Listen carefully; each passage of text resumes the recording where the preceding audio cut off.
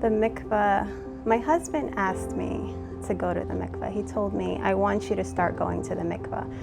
And I knew nothing about the mikvah. I thought I did, and I absolutely knew nothing. I knew what a friend of mine had told me, you're not allowed to touch your husband for 2 weeks, and just nothing about the spiritual sense of it. So he really did want me to go. It was something he kept pushing, even though I said, no, I'm not going, leave me alone, that's it. Like, I am absolutely not going. And then I saw that Tippy had sent over a text message to Merit's class, the mikvah.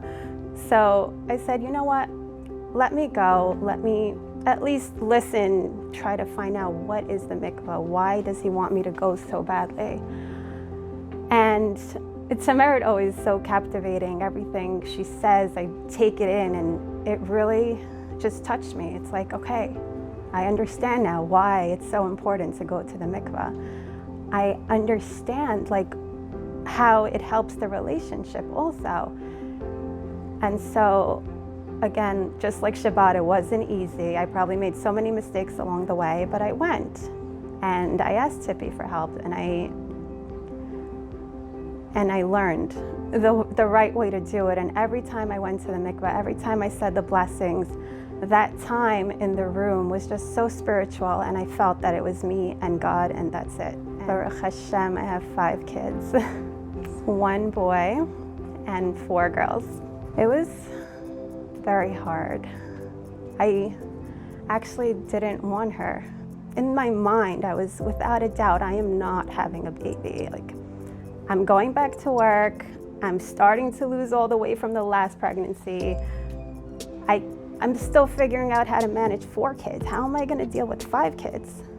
When I found out I was pregnant, I was actually on birth control at the time. So to find out I was pregnant was a complete shock to me, a complete shock to my husband. So I just kept it to me and my husband, and I said, I'm pregnant, I'm getting an abortion. It's already scheduled for Monday.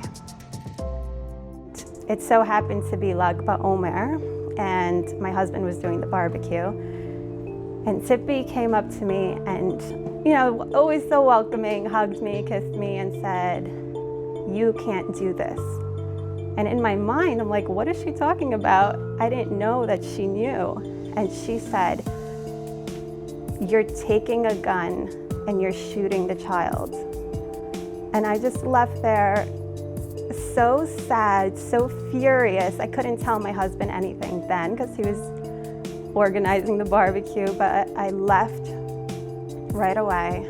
I was furious when he came home. I was furious at Tippy. I was furious at my husband. I said, I don't care what she says. I'm still doing it. I'm still going on Monday. And she called me the next day, and Tippy said, me and Rabbi Cohen want to take you and Yossi out to dinner. Let's meet at Sunflower. And I can come up with 100 reasons why I didn't want another child, why I couldn't have another child.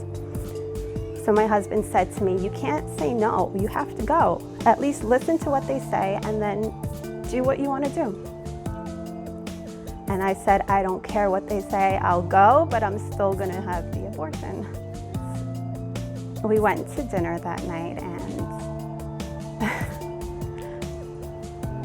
I basically gave all the reasons why I said I'm not having this baby. Like, absolutely not. It's still so early. It's, in my mind, I didn't think it counted. But Rabbi Cohen told me that if you did everything in your power to not have the baby and you still had the baby, then you have to keep the baby. God wouldn't give you another child if he didn't think you can handle it. And he just told me all these things, and I guess it went from fear to trust. And I changed my mind that day. And I knew that in my head I didn't want to, but I knew it was the right thing to do. So I kept it to myself for a couple months. I did end up keeping the baby, thank God. And I've just been the happiest I've ever been with her.